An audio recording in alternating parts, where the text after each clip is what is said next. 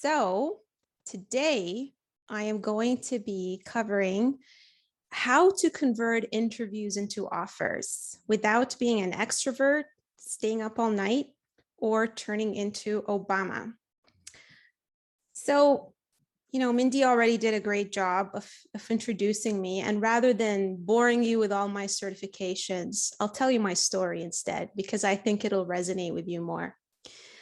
So it all started on November 2018, and I was such a rebellious employee. Oh my goodness, I was bad. This is why I'm able to teach my clients all the good habits, because I was a rebel. And I texted my boss that I quit. At that point, I was 35 years old, female immigrant with a six-figure salary in tech.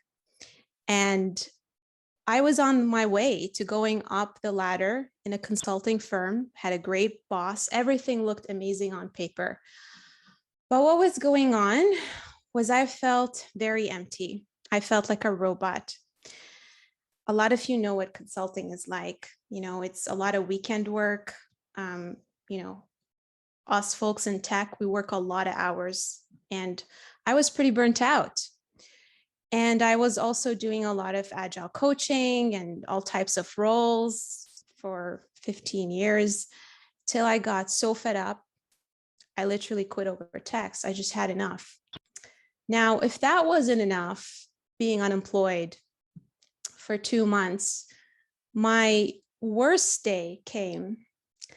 And it was actually at the beginning of January 2020. Ironically, was at the beginnings of the pandemic. And who knows, maybe I had COVID. I don't know. I was unemployed and I had a high fever, and my partner left me. We had this crazy fight and he left me. And 1 hour later, I already had a pre-scheduled call with my career coach and I didn't want to cancel. And I got on the phone with her and I was like, my partner left me. I have a high fever and I need a job right now. And I don't love any of the jobs we talked about, my poor coach.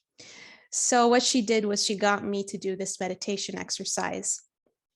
Close your eyes, imagine where you'd be working, all that kind of stuff. And all I could think of, all I could say was beach. My poor coach, she couldn't get me to decide what I wanted to do. I really just felt helpless in my career. But what I really knew what I wanted to do is I wanted to continue to be a coach. I really loved helping people. And after that meditation exercise, I remember I was sitting at a coffee shop and looking outside, and it just clicked in my head. And I basically said to my coach that, I want to help people like me. I want to help people who don't have a family, who are new in a country, feel connected, and squash imposter syndrome. So I remember her asking me, well, there are 3 types of coaches. You got your health coach, you got your, relationship coach, and then you got your career coach. Well, I definitely don't want to be a relationship coach. So we settled on career coach. And, what happened was I did my certification for a whole year and started doing the work. And one of my clients, he came from Nigeria and he was being lowballed at $75,000 by recruiters. He was a leader in the tech field, and that was so little. It just felt so insulting. And the narrative that he was being fed was, oh, you're new to Canada, you don't have Canadian experience, so you need to settle. So I said, no way, go big. And we went through the process that I came up with. And with my help, he landed a $200,000 role. And ironically, that basically took away my imposter syndrome. And I decided to do this for a living. And Ever since then, I've helped so many people get their dream jobs at these amazing companies. This is just a partial list, but you'll recognize some of those amazing companies on there. And I can truly say that, I have amazing clients who helped me feel fulfilled, and an amazing community that I've built. It's called Unleashing Your Awesome Family. This is a screenshot of our Slack. Obviously, I blacked out the names due to privacy. And, we celebrate our wins. We're there for each other. And so far, I've helped over 70 clients since, the past year, basically, take their career to the next level. So before I get into the rest of the presentation, I actually wanted to share one more thing. So rather than, telling you what I do in more detail, I wanted to hear my latest success story. This is a really amazing story that shows grit. So I'm going to let you guys listen to it. 25 years ago, I tried to get into the video game industry. And let me just make sure that I am actually sharing the sound. Yeah, I am. Okay. So here we go. 25 years ago, I tried to get into the video game industry. And when I say try to get into video game industry, I mean, I tried to learn C++ through the mail, which didn't really work. That was a catastrophe. And basically it kept me out of the video game industry for about 25 years because I just thought, man, I just don't have what it takes, I guess, to be in the video game industry.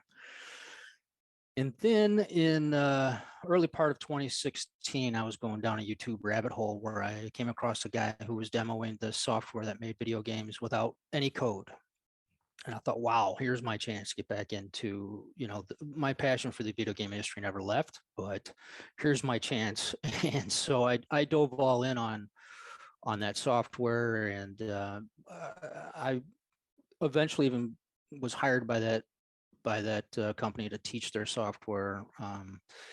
And, after working with a few clients, I realized that if I was going to solidify my transition into the industry, I was going to need to fund and lead a team myself. And so, I set out on a quest to create a mobile game with such high quality that Apple would feature it. That was the goal, build an Apple feature.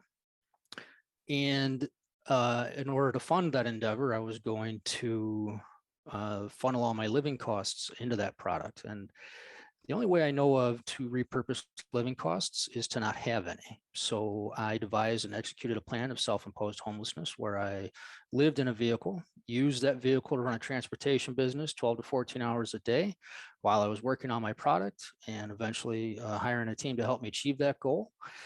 And in the end, there's more to that story, but in the end, it was featured by Apple in 12 countries. And it started to solidify my transition into the industry. I didn't really know how to get myself into bigger studios. What I really wanted to do is become an entrepreneur, work with larger budgets, work with bigger teams, transitioning out of, transportation business.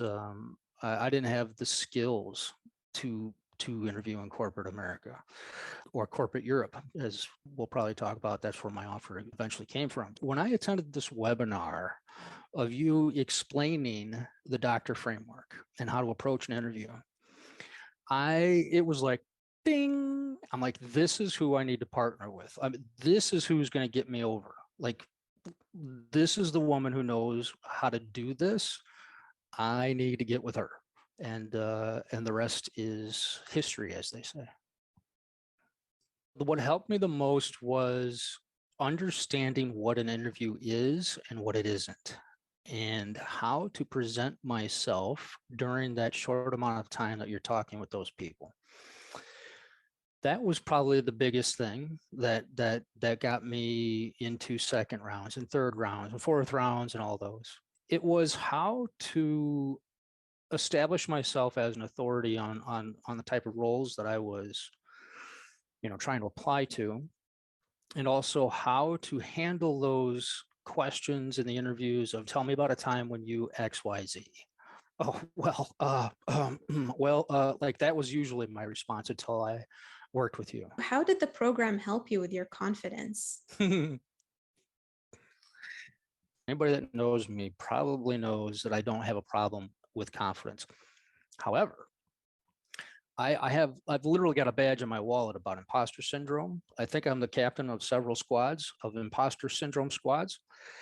And so working with you, working with the community that you've built, working inside the framework, the program that you've built, it really helped me realize that I do know what I'm talking about. I can help these people.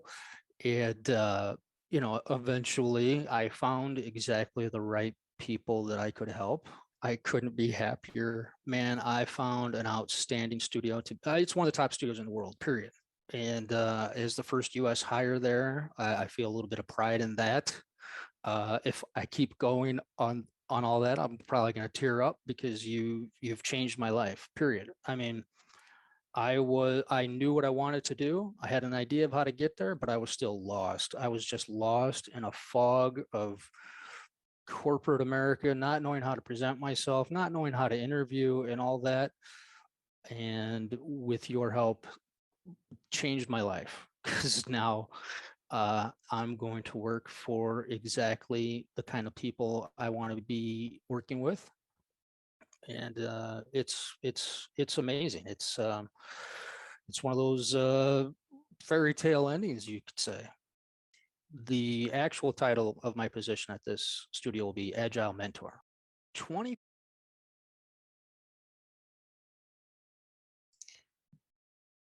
That's a very special story to me because when Heath came to me and he talked about how passionate he was, you know, around building the game and how he got to the point where he was homeless and he was running a trucking business, I said to myself, I got to help this guy. He's amazing. And when he got that offer, it's actually in Portugal, and it was his dream to become a Scrum Master because he's never had the official title.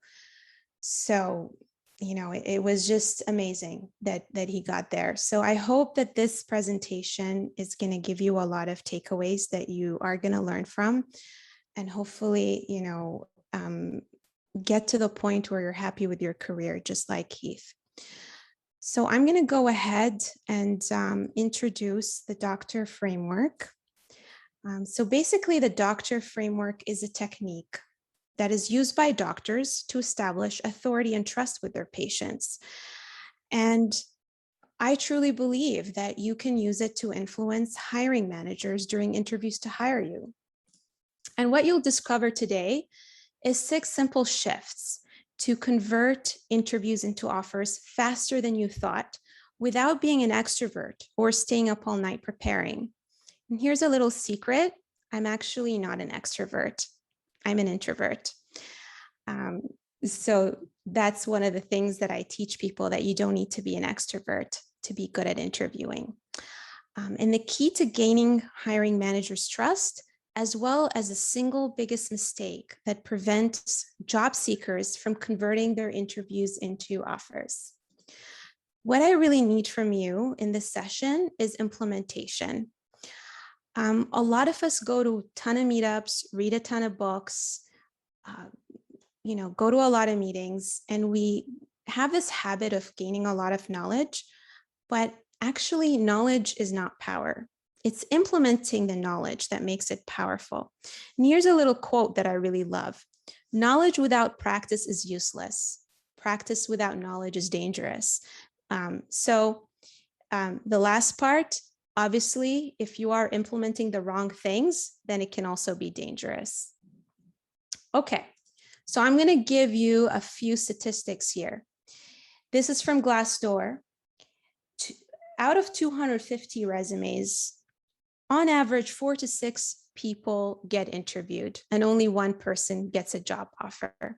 It's a pretty scary statistics.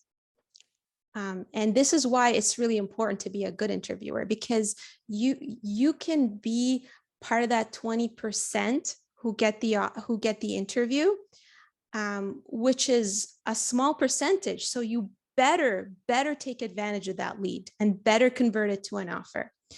And if you want to be part of that 20%, you need to understand this is wrong. 3 pitfalls. So pitfall number 1, I love this one. This one's my favorite. Acting like the hero instead of the guide. This is something that I see a lot of job seekers do, is that they go into an interview and they talk about their certifications, they talk about how awesome they are, and how amazing they'd be at the role mostly, rather than acting like a guide who's helping the organization, making them the focus, not themselves the focus. As coaches, a lot of you here are, either agile coaches or scrum masters. And I believe in any profession, you want to go into an interview as a guide, because they are looking for someone to solve their problem. And so they need to be the focus, not you. Okay, pitfall number 2, building rapport with interviewers. That's something that interviewees tend to really dismiss. And really, I see people falling into these categories. I call them the robot, the people who speak in a very monotonous voice and really, bore the interviewer. And because they are overly obsessed about getting the right answer. And then the general, super aggressive, very authoritative, interrupts, wants to get their word in, jumps into answering the interview questions rather than just slowing down and having a soft voice. Or the nervous wreck, the person who's freezing and says, kinda, I kinda do this and I kinda do that, and doesn't, show a lot of confidence with the lack of strong language. And then you have my favorite, the doctor, obviously. Confident, calm, caring. Okay. And the third pitfall is the lack of authenticity. And I see that a lot, is trying to overly impress the hiring manager. Because you've just come in and you've memorized a whole bunch of YouTube interview answers and you sound like everyone else. And sometimes I see people who go to the interview for the sake of it and pretend that they actually care about the job. And that just comes across. Also, the last one, which is quite dangerous, is faking experience. The truth is, you don't need to be an extrovert in order to be great at interviews or public speaking. You actually just need to have prepared content. And the other secret is, Obama was trained to become a great public speaker. He wasn't born great at public speaking. He actually had coaches who trained him. So you can do the same. You can be a great public speaker. Also, being qualified for the job does not mean that you will get the job if you can't influence employers. So it's important to have that power of influence. But if you can connect at a deeper level with interviewers so that they trust you and get them to see you as their doctor, the person who fixes their specific organizational problem, and help them understand the real value of working with you, they will pay you the 100,000, the 165,000, or even the 200,000. Because think about this. If someone could fix your problem, if you had, this really bad foot pain, wouldn't you pay thousands of dollars to get it fixed if you know that it's going to get fixed? It's the same thing. So it's important to really, articulate your value. And once you do that, interviews and speaking become a lot more fun. So you can take a screenshot of this if you like. This is my 6-step technique, the doctor framework technique, and I'm going to go over it in detail. So number 1, acting as a trusted advisor, having that mindset. 2, building rapport. 3, identifying the bleeding neck problem. 4, structure creates consistency. 5, using stories as proof of success. And 6, training your public speaking muscle. All right. How are we doing with everyone? Is everyone doing good? I can't see the questions. Oh, there we go. Let me just check here. Doing great? Awesome. Okay. All right. So, trusted advisor mindset. To me, this is like the most important one. So if you guys have ever seen New Amsterdam, this is my favorite character. You see him walking around, he's a doctor, and he always says, how can I help? How can I help? And that's the mindset that I teach a lot of my clients, is to come in with that servant leadership attitude. And that starts from the moment you set foot in the organization and walk into, their house and have the interview with them. Once you adopt that mindset, naturally everything falls into place. And this is one of my clients who got a job recently. And she mentioned to me that when she used that mindset, the recruiter spoke with everyone throughout the process. And she said that they felt they had a great connection with her. Okay. So what does trusted advisor mean? So as coaches, we've all heard about asking questions, asking powerful questions. Here's the thing, when you go to a doctor, do they just go right into solutioning mode, or do they ask you questions? And why do we ask questions? Because we want to show curiosity and empathy. We want to really, when someone feels like we're making an effort to understand their pain points and needs, they're going to feel like you care, and you want the organization to feel like you care. And also so that you can adjust your answers to their question, because doctors ask questions to customize their treatment for their patient. They don't come up with blanket answers. Awesome. The other thing is, when you are coming in with a trusted advisor mindset of, rather than I just want to close the deal, I just want to get the job, I just want to make the money. Instead, you come in with, how can I help? Your body language is going to be more open rather than closed. You're going to be making eye contact. You're going to be leaning in to create that connection. Of course, you got to smile, because if you're not smiling, there won't be a connection. There won't be that rapport with the hiring manager. The other thing that you want to think about is your tone. So this is the extra bonus that I talked about that I was going to put in here. And these are just public speaking techniques. So when it comes to being authentic and expressing yourself authentically, part of it is not sounding like a robot. Part of it is not appearing like you are reading off a script. So if you notice, while I have been speaking during this presentation, I have been incorporating pausing. This actually prevents you from saying too many times. It also makes you come across thoughtful. You'll notice a lot of the great leaders, they don't speak at a very fast pace, and they pause, they take their time. The other thing you want to do is smile. And you want to create variation in your pace. So if you think about it, if any of you have a background in music, right? Music has a steady beat. However, you'll notice that sometimes there's loud music, the sound goes softer, the pitch is going to change. And so we want to create variation in our speech. We don't want to talk in a monotone voice. And of course, you want to use confident language. You don't want to say something like, well, I kind of was working as an agile coach. Well, do doctors say, I kind of think I can fix your foot problem?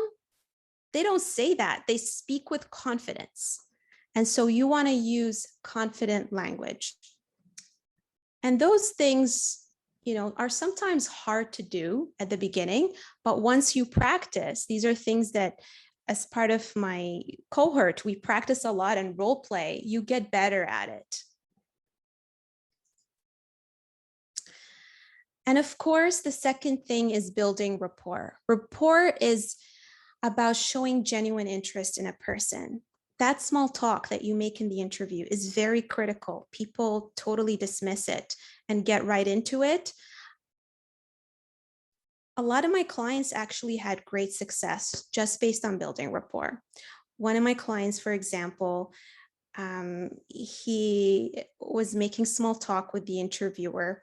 They were talking about how he DJs, and it turns out that the interviewer also DJs. And I kid you not, that was one of the reasons he went all the way to the last rounds and got his offer.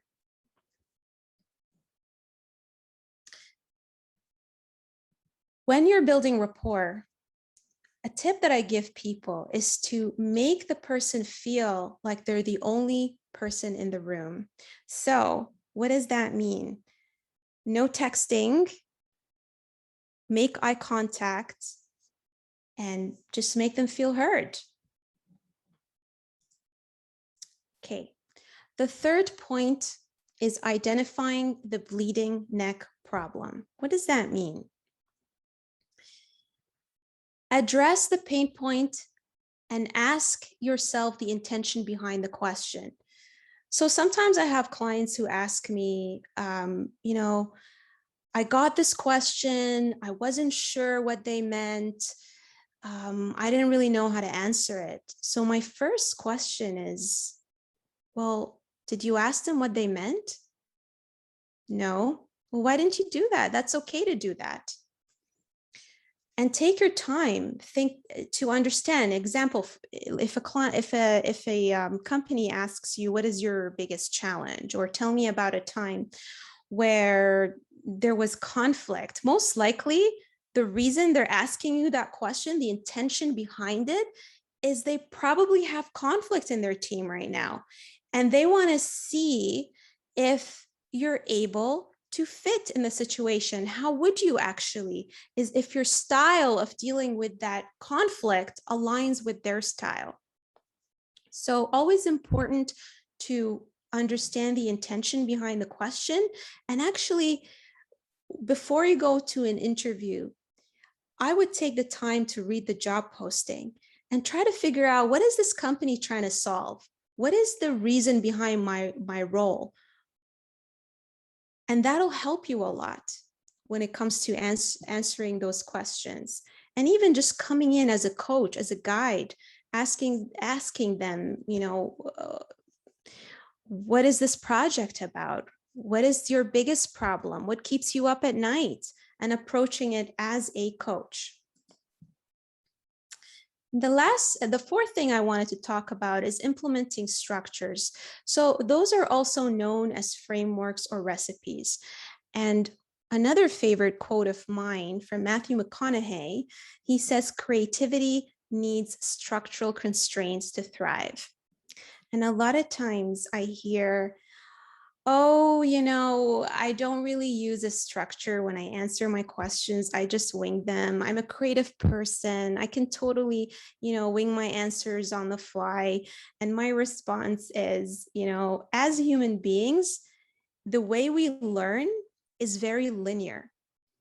And if you think about it, a story has a beginning, a middle, and an end. If I just go into the middle, if my presentation was all over the place and I didn't have a beginning and I didn't have a middle and I didn't have an end, no one would understand what I'm trying to say. So you need structure when you're going through your interview answers. Just like music has structure, Snowflake has structure. And although every snowflake is different, there are particular, structural things in a snowflake that are common across all of them. Otherwise, they wouldn't be snowflakes. And if your answer is all over the place and there's no structure to it, you're not going to be able to get through. Your answer is not going to be clear. If you're not scripting your answers, you actually won't feel prepared because, Obama didn't wing his speeches. This is an example of how I help my clients structure their answers. And another thing that I wanted to highlight, and this is the fifth point, is implementing storytelling during interviews. What did I just do during my presentation? I said a story. I gave you guys 2 stories to help you connect and make the content more interesting. Rather than talking about my certifications and going through my resume and my bio, that would be so boring. No one would listen to that.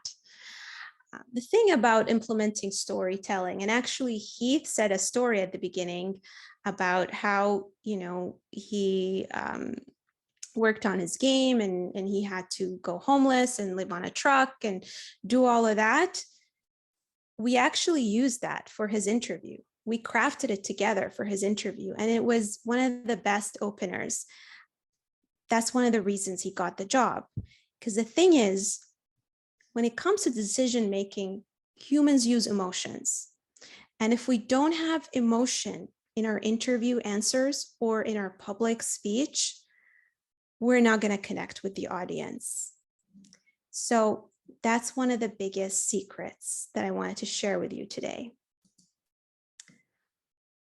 And in terms of storytelling, there's a lot of frameworks out there, STAR, SOAR.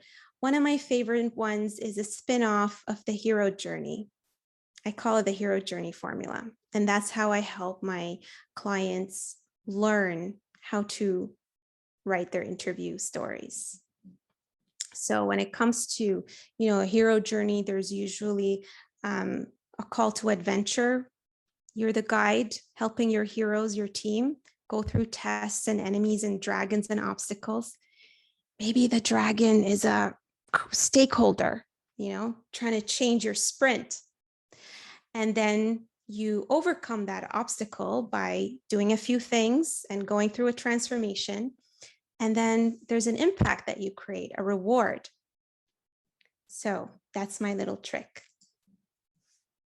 The last thing I wanted to say is it's very important to train your public speaking muscle. Practice makes perfect, but of course, it's also practicing the right things, because if you practice the wrong things, you will continue implementing bad habits. And if you think about it, actors practice their lines. So one tip that I give my clients is to really, really nail their script. Because once you nail it, you're not going to be in your head and trying to remember all the words. I get them to record themselves. I get them to practice in front of a mirror. I get them to come to my group sessions and practice in front of others and get feedback.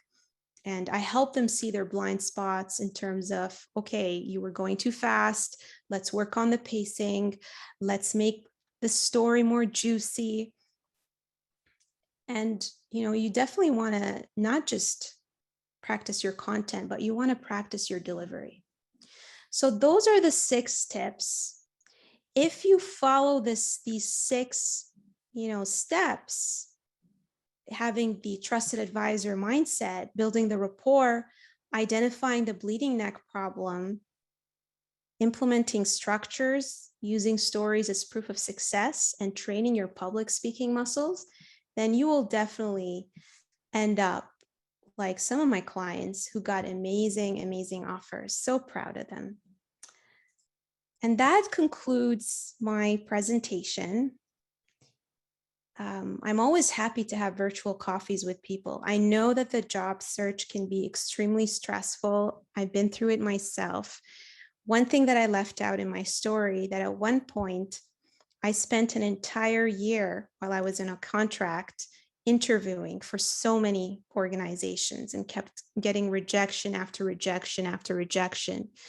And it's awful. It's really awful. It really impacts your confidence. So I really empathize. And I like to make myself available and help people and get on virtual coffees with them. So feel free to connect with me and DM me, because I'm always up for that. And I hope that you enjoyed this and this has been helpful for you. And I'm open now to the Q&A.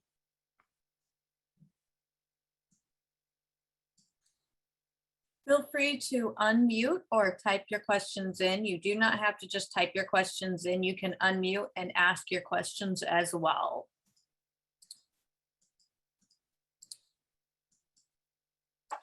I have a question about when you're telling stories. How many stories do you suggest, a person comes prepared with?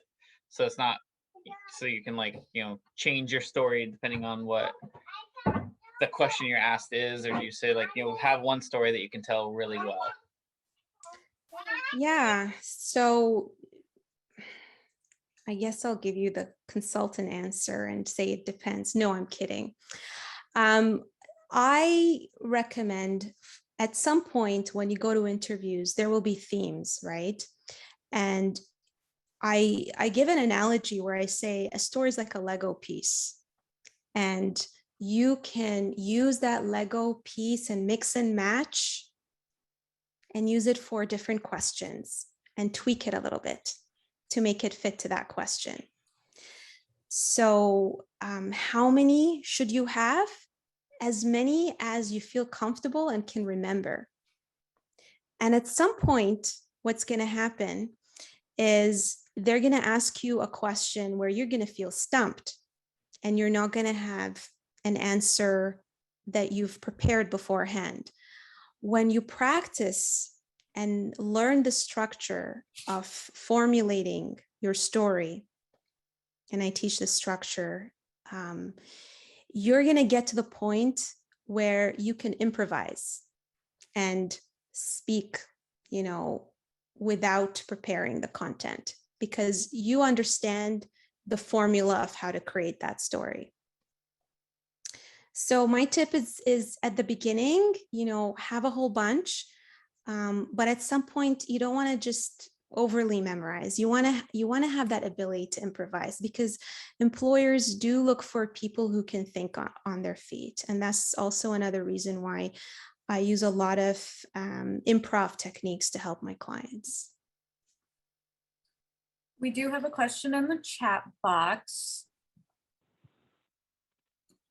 And what are your suggestions for handling panel interviews and addressing the panel?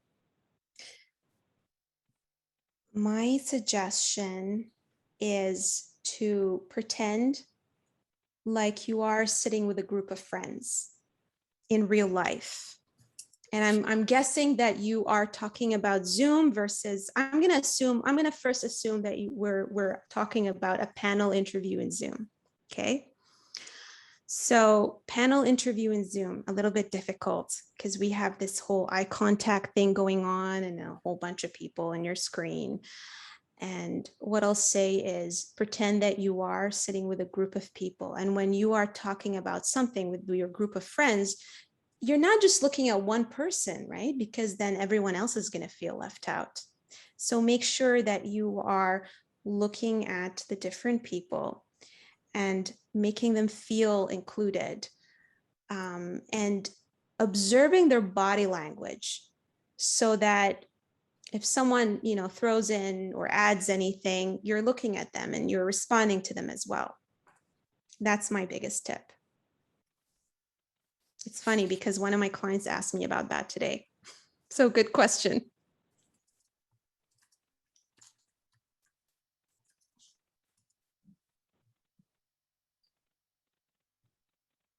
Anyone else have any questions or anything else? I have a question. Sure.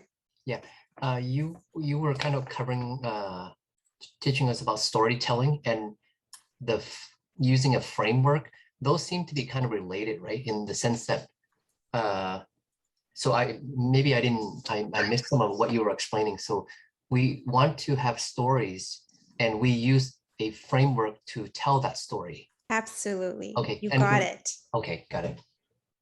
Yeah. If you think about movies, right? Think about it. They have a structure. If you think about Batman, Lord of the Rings, all of those movies, there's usually a villain, right? And there's some kind of plot going on where there's a problem and a challenge that they're trying to solve. And there's some kind of outcome or an impact that's created. So I overly, simplified this right now for the purposes of the presentation. But when I work with my clients, we basically go through a more detailed framework, and sometimes it takes us multiple rounds to come up with a really good story, because the first one is probably a brain dump. The biggest challenge is even picking what story should we write about. Is the story compelling enough? And then we do a brain dump, and then we do a lot of tweaking and wordsmithing and back and forth, almost like we're sitting in a creative room, like a bunch of movie writers, and we're editing together to come up with a really good story. And then once we're happy with the content, it actually shows their authentic self, and we're happy with it, then it's not a matter of memorizing it. It's actually ensuring that it's in their words, that those are things that they would typically say, so that it sounds like them and not just some kind of robot. Okay, thank you. And can I ask a kind of a related question? When we answer an interview question, should we always try to have a story, or only sometimes? Yeah, that's another guideline that I give people in terms of when to use a story and when not. It's hard to kind of overly simplify this, but what I'll say is scenario-based questions, you definitely want to have a story for those. Think of it this way. If an employer is asking you a question around something that has to do with whether you're going to solve their problem or not, they're looking for proof of success. That's what they're doing. So you need to give them an example based on your experience. And that's where you bring in the story. If someone says, have you ever been in a situation where you facilitated a retrospective? Or even they're going to trick you and say, have you facilitated a retrospective? And most people will say yes, and that's it. And I'm like, no, don't do that. Instead, a better answer would be, oh yes, I remember in one of my projects, I facilitated this amazing retrospective. It was actually quite critical because the morale was very low at that point. And when I facilitated that retrospective, we did this little game, from, let's say, I don't know, management 3.0, where we were understanding the moving motivators of each person.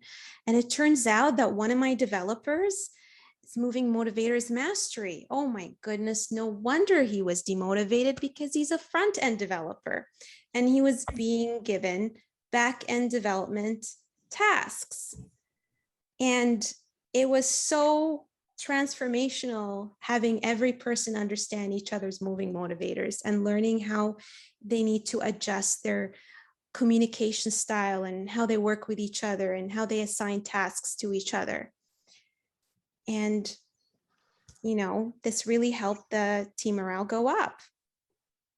And also it caused more team members to get excited about coming to my retrospective, whereas before I'd only get one or two people and others not showing up, right? So you see how I said the story, that's going to convince the person more.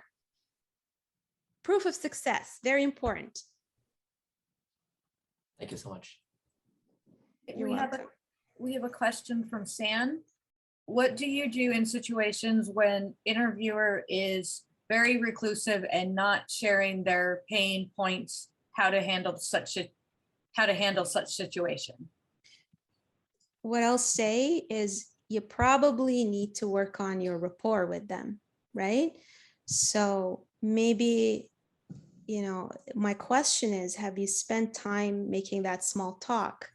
Have you found something that's going to turn them into a human and crack a smile?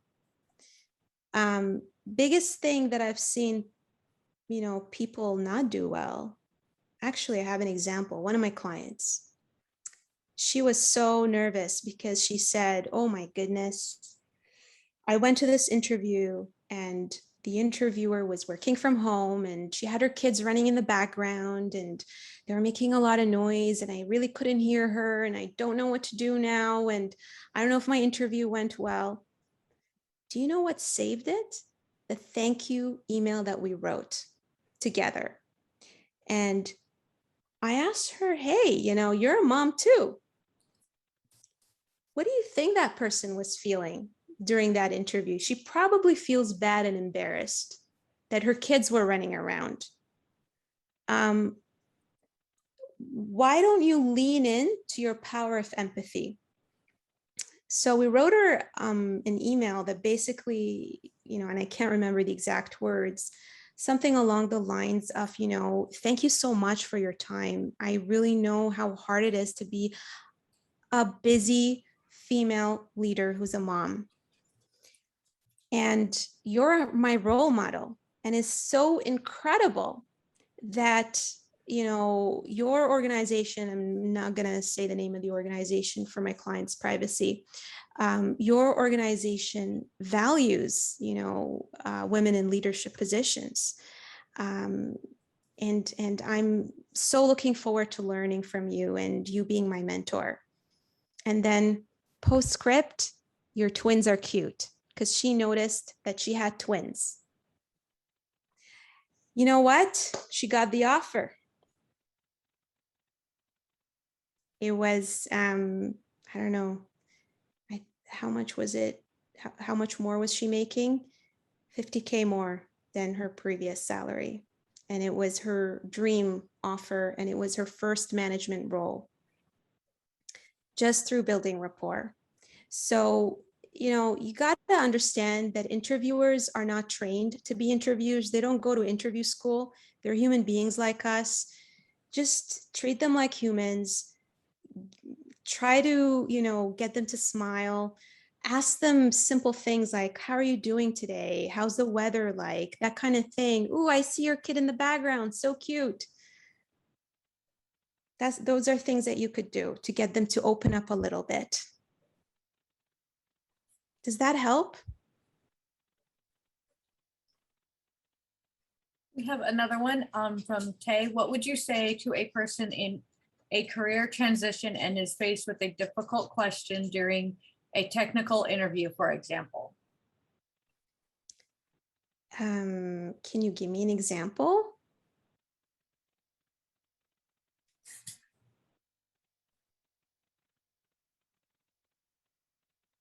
You can unmute yourself and ask me.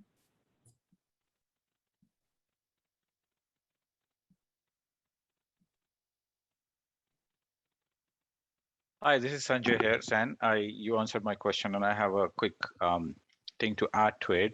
Of course, these days, because the interviews are on Zoom or online interviews, in the time boxed very much, unlike earlier times or once upon a time when we used to physically meet, sit across, it was a different kind of ball game. So sometimes it happens is because you only have like 30 minutes and somebody joins like a couple of minutes late, you don't get time to build that rapport. And sometimes it's not always possible to say that because most of the time people have either a virtual background and things like that.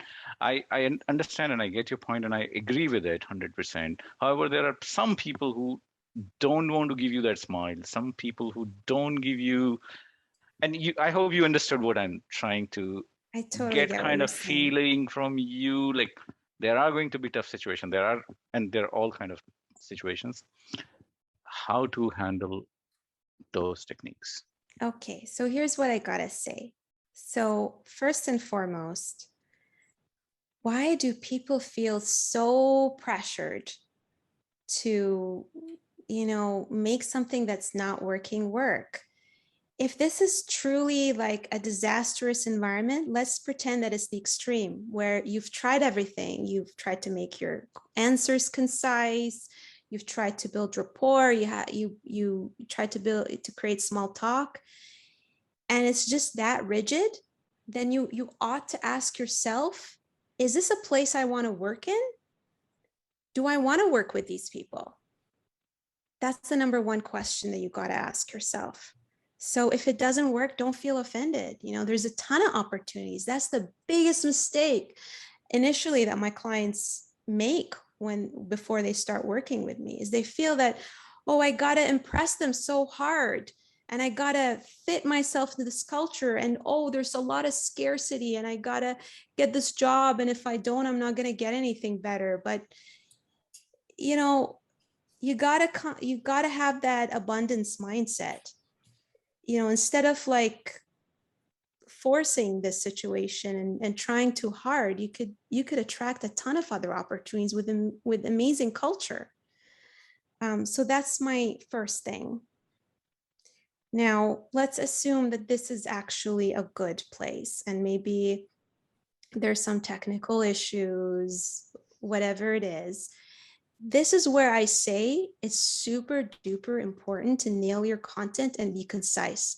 When we have those 30 minutes, it's so important to have concise answers and we're not rambling. So that's my thing. And that's what I help my clients do.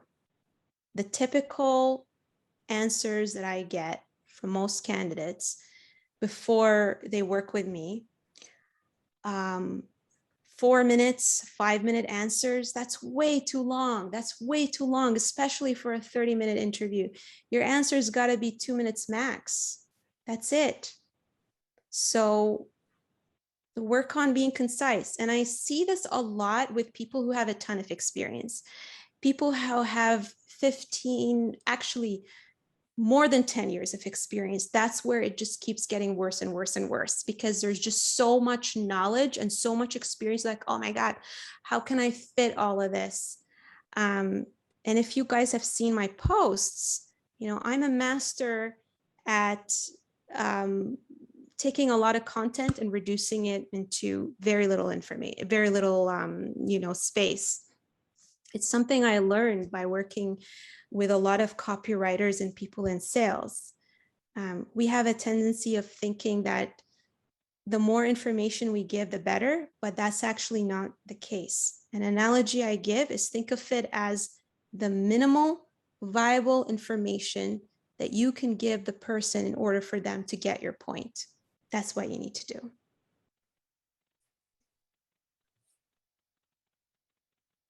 Ananda, this is a great presentation. Really, really enjoyed it. It's my first time getting exposed to you and what you're doing. I'm an Agile coach, by the way, having a lot of opportunities out there. It's a really hot market. Personally, I'm not in the market to look for an interview, but I'm very curious about, with all the magic that you do with your clients, do you do a before and after mock interview with them? So like when you first meet them, do you sort of like do a little quick recording and then show them that at the end so they can see the transition and sort of almost like the before and after success stories that you see online? Oh my gosh, can I hire you as my business coach? That's an incredible idea. I do record some of my group sessions, and my clients end up seeing the transformation. But gosh, that's a great idea. That would be actually amazing. It would actually help them, because especially when, a lot of us here in the tech industry, or even outside of the tech industry, we tend to be so hard on ourselves because we're overly analytical. And sometimes people don't realize how far they've come. So yeah, that's definitely a great idea. I should try implementing that. That's cool. Your presentation, your points are spot on. I'm very impressed. I've been in the industry for, 25 plus years or so, and it's very, all your examples are fantastic. So I'm looking forward to referring some clients over to you who really want to dial in on these interviewing skills to knock it out of the park. Oh, thank you so much, Matt. I appreciate it. I love doing this stuff. It's really from my heart. And I feel that when you find what you love doing, and that's another offering that I have. So apart from interviews, I help people find their ideal job, I call it. And it's magical when people do that. And I feel like it's a domino effect, because once you live what you do, another example I tell my clients is when people say, hey, I want to be a Scrum Master, and you got to enjoy doing it, because if you don't, and if you don't live like a Scrum Master, if you don't act like a Scrum Master, then you're not going to be convincing in interviews. So it's fulfillment and going into a job for the right reasons is very important. Hi, Nara. So I kind of want to second here with Matt. Actually, all the points that you said, being a trusted advisor, building a rapport, and creating a good story, being a good storyteller, and getting trained on public speaking. I think that's all part of being an agile coach, being a trainer, Absolutely. being a facilitator. Because a lot of times what we do is we have these training sessions, and if you talk about theory all the time, then things don't get in the mind of people, because we have to understand people come from different background. So we have to be, we have to build that art of storytelling. We have to use analogy every now and then to explain them from, if there are hard technical concepts, then probably you have to put things in a little simpler way by giving them examples which are very basic. So for example, what's the difference between product backlog, sprint backlog, and incremental value? You would say it's your think about it as a closet with unwashed clothes, which is moved into a different closet after it's washed, right? And then you finally, or you take out that first part of clothes to put it into the washer. That's your sprint backlog, and then finally you move it into, after it's washed, you move into the third closet, which is your incremental value. So I think all that things what you just said, it creates, these are amazing skills for anybody who has taken up this agile journey. Well, the agile world has a special spot in my heart. So even though I, pivoted, and I actually tell my clients not to use the word pivot, because you're building upon the foundation. But anyway, even though I pivoted into becoming a career coach, I still call myself an agile coach, because I feel that foundation is important, and I bring that into all of my presentations. I also bring that into my business in terms of helping people figure out their careers. We do things in an iterative fashion. And I tell people that at the end of the day, when it comes to products, you're not actually a product, you're actually a brand, and you are a portfolio of products. So don't be so scared of pigeonholing yourself into a particular career, because at the end of the day, you are a brand. And those concepts and analogies that you mentioned, they totally resonate with me. And I love that closet analogy. I used to joke with my agile teams and say, oh my God, don't be a bunch of hoarders, okay? Like, what is this backlog? I'm too scared to open it. It's way too many user stories that are unused. I don't want to even look at it. So yeah, thank you for sharing. I appreciate that. Absolutely. And I also want to second on that template, the story structure. I think what you mentioned was Joseph Campbell's story structure, the hero's journey. Yeah. And basically you present yourself as a guide. Your hero is your team. It might be your stakeholders. It might be your organization, but you present yourself as a guide who is helping your company deliver beautiful products and services to their customers. So yeah, that's again very powerful. Absolutely. We do have one question that I want to make sure that we do have one from one of our YouTube viewers. Brandon is asking, how do you develop the strategy to prep people for their interviews? How can we and then he asks, how can we connect with you online? And I did share your LinkedIn page with them for that one. The first question you can answer. So I've already gotten that one taken care of for him. Awesome. Yeah. So definitely you can find me on LinkedIn. This is where I'm most active. I actually have a website that I'm building. It's been almost a year that I've been building it because I'd rather focus on helping my clients than, building my website. And I have to admit that the entrepreneur in me and the product manager in me who loves to do marketing and build products has a lot of fun doing that stuff as well. However, it's been a long process. However, my website is going to be launched hopefully next year. So it'll be a lot easier finding everything. But for now, LinkedIn. And yeah, that's the best way. And feel free to DM me and we'll definitely get you in to have a virtual coffee with me. We have, do you work with clients to find careers outside of tech? I do actually. This presentation is more focused in tech, but a lot of the tips and strategies that I use actually are loved by people outside of tech. I have people in finance. So one of the stories that I gave you guys about that mom, she's actually a finance manager.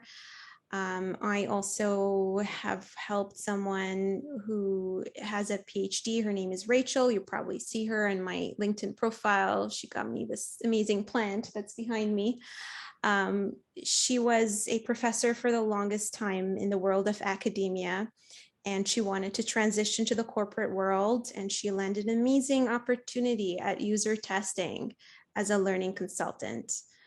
So those are just a few examples of people that I helped outside of tech. Also, of course, before I end this answer, I love product managers. I love UX designers. I love agile coaches, mostly because I've done those roles and I know them inside out. But my fourth, favorite role is marketing. I mean, you can guess why. I'm trying to see if I missed anything. For a person new to Agile and looking for a job, what are the tips you would suggest during interviews? New to Agile, looking for jobs. What do I suggest for interviews? You got to be super laser focused on what role it needs to be. There are a ton of Agile roles, and this is not covered in the presentation. I have another presentation that's really good that talks about, how you can get your foot in the door. So DM me and I can send you that presentation. At a high level, what I'll say is know your focus, because if you don't understand your hiring manager persona, then your messaging is not going to be focused and convincing enough. That's my biggest advice. But yeah, DM me and I'll send you my presentation to help you out. And how do you balance proof of success and not getting into I'm the hero in your dialogue? So how you do that is when you're telling a story, there's a difference between saying, I have these certifications, blah, blah, blah. If you think of, for example, the structure of my presentation, I have been the guide throughout my story, helping my clients, get the roles that they have gotten.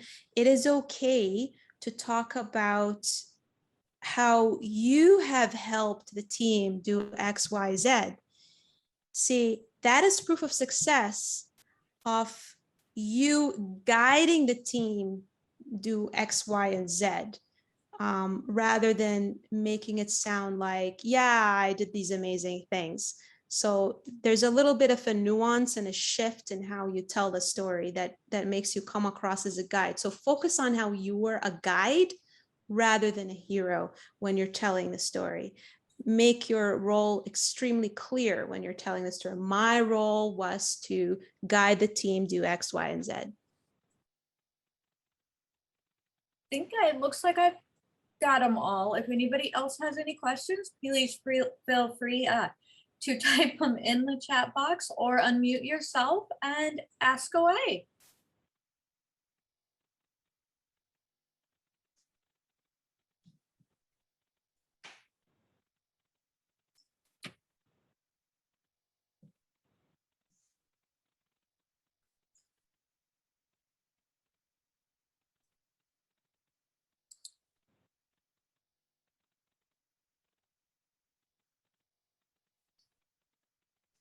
Any more questions?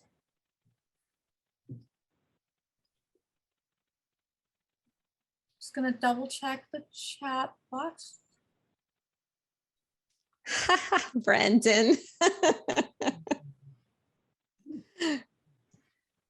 I am proud of you, Brandon, too.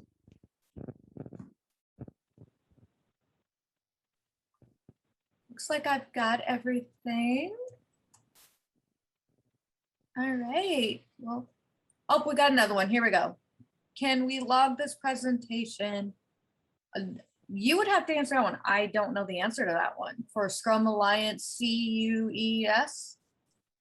Do you know the answer to that one? Because I do not know the answer to that one.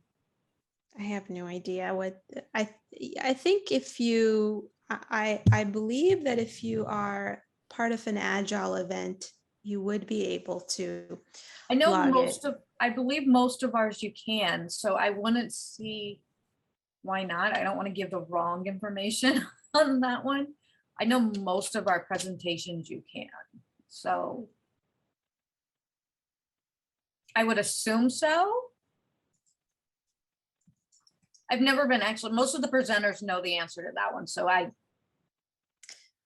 I'm 80% sure, but I would check. I would go on the requirements. They usually list all the different categories, and you can double check based on that. yeah. I should know the answer to that. I should need to check into that. So one question that I don't know. Sorry, Julie, I wish I had an answer for you. May I ask one more question? Yep, go right Sure. ahead. We're still good. We got 20 minutes left. Great, yeah. Absolutely. Yeah. So earlier you were mentioning about the question behind the question at an interview, and Yes. I'm not very good at figuring out what is behind the question. How do I get better at that? By getting better at asking powerful questions. And that's something that you definitely want to get good at as a coach. So if you've noticed, there were times when I didn't know what the intention behind your questions are. Mhm. And I wasn't afraid of asking you guys to give me a little bit more clarification. I feel that a lot of interviewees feel like they have to rush into answering. This is actually a very important, even public speaking technique. I was trained by a mentor that, you know, has been public speaking and works with celebrities, etc. Even, you know, go motivational speaker, mentor to millionaires. And one of the biggest tip that he shared with me was, you know, when I go on stage, I don't speak right away. I take my time. I pause. I, you know, look at the room. I see how everyone is feeling. So don't feel like you have to jump right into it. It's okay to pause. It's okay to say, hey, I'm not quite sure I understand what you're getting at. And then just stop speaking and see what they say. We have this weird habit of wanting to fill silence and not being comfortable with silence. And that's actually a very important skill that you need to have as a coach, is to be comfortable with silence. And at one point, someone's going to speak. I do that a lot in my group coaching sessions, actually. Thank you so much. No problem. Can I just add one more thing? This was actually really insightful. One thing, if I may add to your question, is that there is always that assumption that we build internally, that we have the same definition for the words we use. right? And especially when you're talking in an interview and let's say I'm interviewing someone and I would say, you know, what motivates you, right? And they say, you know, they think it's about having a good feeling, having that team spirit. And I ask them, can you be more specific? And you know, the idea is not to go like, what would you like to be able to experience on a day-to-day basis? So to your question, I would say we use common words, but they mean totally different things to us when we start to dig deeper. So I encourage you not to take things at face value, especially in technology when people say, oh yeah, I worked on enterprise applications. Well, what can you describe more about what that is? So have these kind of follow-ups. One thing, you know, Nada, I mean, great session. I really enjoyed, you know, listening to what you're saying.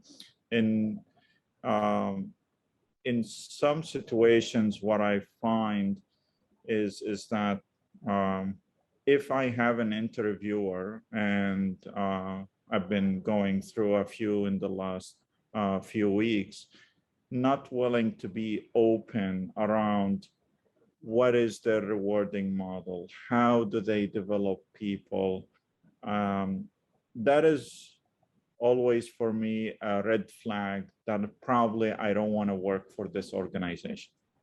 All right. So how do you, you know, I would say, what do you think about your, sometimes you answered a similar question by saying, you know, you haven't yet created rapport with the person and that kind of stuff. But to me, it's actually, there is the other flip side of the coin that if they are not able to give you that clarity, there is always, you know, I would say doubt that you really need to be careful about. And if you don't get that clarity, what should you do? So I hear a couple of things coming up. So one of them is if I haven't, well, if I've the interviewer also has a responsibility of making me feel comfortable. If I don't sense that, how do I do that? If there isn't rapport and I've done everything I could, how do I create that rapport? And then the other point that you made, I kind of need more clarity on that. You mentioned that there are red flags. So can you give me an example of something that you've experienced that was a red flag? Well, if you know, the interviewer wasn't really able to give me a clear identity of or I would say clear view into how my role is going to fit in the decision structure and what is my next growth point, uh, and what they and how they will get me there. Okay. And this was, there was ample time in the interview. It's not like they ran out of time. You've asked them that question and they kind of just beat around the bush. Yeah. Okay. Well, that's what I meant when I said that, don't be afraid to just determine that this is not the right fit for you. I joke a lot with people and say that, and it is a valid analogy, that going on interviews is kind of like dating. You can have amazing two people, but there's just no chemistry. And this is another thing that I teach people is, so I don't know if you're familiar with the DISC assessment, but basically you have different work styles. You have people who are more direct. You have people who are more analytical. You have people who are more, they don't like change. And you also have what I call, people who are the ideas people, etc. Sometimes, in a team, the dynamics could be so off, and that's the reason there's a lot of clashing.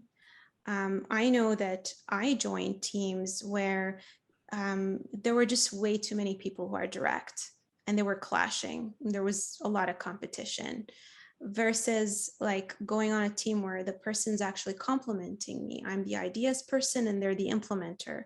And that's where you find harmony. And you can't force chemistry at the end of the day, because we're not a bunch of robots. You can't just put a whole bunch of robots and hope that whatever implementation is going to be built. Right? It's like, this is why, you know, when people start a business, they make sure that whoever they pick, their business partner, is someone that complements them. So I teach people to be control of their career and to take an entrepreneurial approach. And if you find that there's no chemistry, then it's okay. Just look for another environment.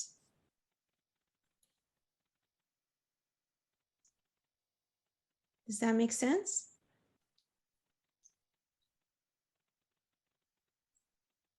Yeah, that does. I mean, I am at a level in my career where it's not about doing bigger or greater, honestly. You know, it's in a way, it's more about you know, being that enabler and making that change. And if and it's as you said, I mean, if I want to rephrase your analogy to dating, it's a two-way street. The interview Exactly. is that you interviewing the other person too. So thanks. Absolutely. And, you know, and this is why, you know, this presentation feels like only a component of what I help people with, because, you know, when it comes to a job search process, it's not just the interview. I look at it as almost like a sales process. You got your brand awareness and you are generating leads. Those leads need to be quality leads. They need to be leads that you want to work with. And if you are generating a lot of leads that don't vibe with you, then you ought to ask yourself, am I branding myself the right way? Is there something I can do differently to attract those quality leads?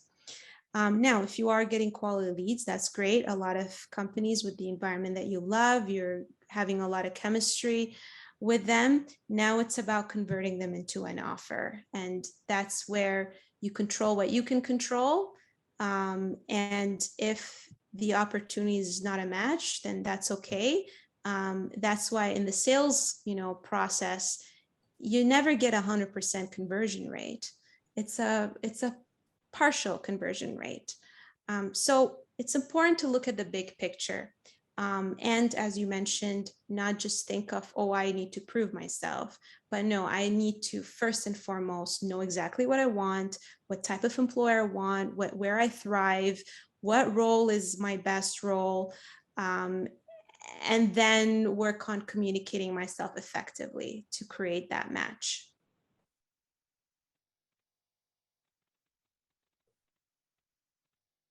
Awesome.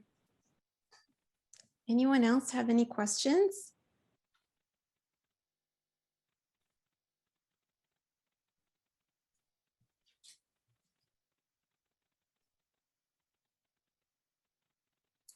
All right. If nobody else. Oh, go ahead. I have a question. So this is one of the things what I do for my interview, Nada. So somewhere in between the interview, I would ask them, like they will ask me questions, and then I obviously try to build a rapport in the beginning, and then they start asking me questions, and then I'll answer all their questions. And then at some point of time, I would ask them, hey, what is one of the biggest challenge you are facing in your project when it comes to Scrum or Agile implementation? And I feel that's where the conversation actually begins, because I start suggesting some ideas and recommendations based on my experience and best practices. And I sometimes wonder, is this something that I should be asking at the beginning of the interview? Because they are looking for somebody who can solve their problems. Mm-hmm. Right? So should I ask it? Should I wait until the end of the interview? Because it's probably 30 minutes. Should I wait until the end of the interview to ask that question? Should I ask that question in the beginning? Should I not ask that question at all? What do you think? So it's interesting because recently I actually, for fun, interviewed for a Agile director role. And I remember when I was interviewing with the VP, it was just so smooth. It was very smooth because I didn't overly obsess over, oh my God, let me have these, just rigid answers and let me just wait until they're done and there are rules and I can't say this and I can't say that. It was more of a conversation, and that's what I encourage people to do, is treat it as a conversation. If you feel that this is the right time to ask that question, then go ahead and ask that question. There's nothing wrong with it.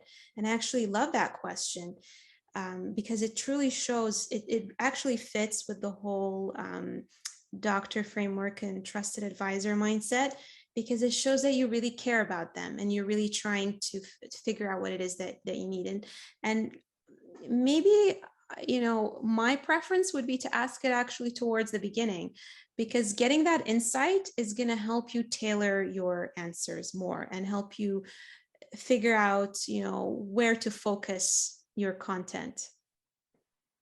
Absolutely. Thank you. You're welcome. Brandon has a question. Should we conduct ourselves differently based on whether we are talking to headhunters or staffing companies versus internal recruiters? So headhunters and, internal recruiters versus external recruiters. You definitely want to build rapport with all of those people, because your recruiters are like the hostess who stands in front of the restaurant and is the gatekeeper. And if you've ever thought about, getting into this fancy restaurant that is so hard to get into, and you've seen like these people who somehow manage to skip the line, that's because they're best friends with the hostess. That's exactly what's going on. And if you're not building rapport with them, then you're not going to be able to get through the gatekeeper. And what I encourage you to do in those interviews in particular is to dumb it down. Don't use a lot of technical jargon. Don't ask them questions that they can't answer, because you're going to make them feel stupid. And then, they're probably not going to want to help you. I kid you not, that example where I actually, got interviewed by a VP at one of the large, companies, not going to say the name. I barely said anything in my screening call. All I did was build rapport, make the recruiter feel heard, and I passed. Now, I have been doing this for a while, and I use a lot of NLP techniques when it comes to that. And it's hard to kind of explain all of this in a span of, a few minutes, but, DM me if you would like to chat about it. But what I'll say is your number one priority, especially with people who are not decision makers, is to build rapport with them. Be their friend, like the receptionist at the doctor's office. You want to be nice to her. Otherwise, she's not going to give you the good spot. She's not going to give you the good appointment with the doctor.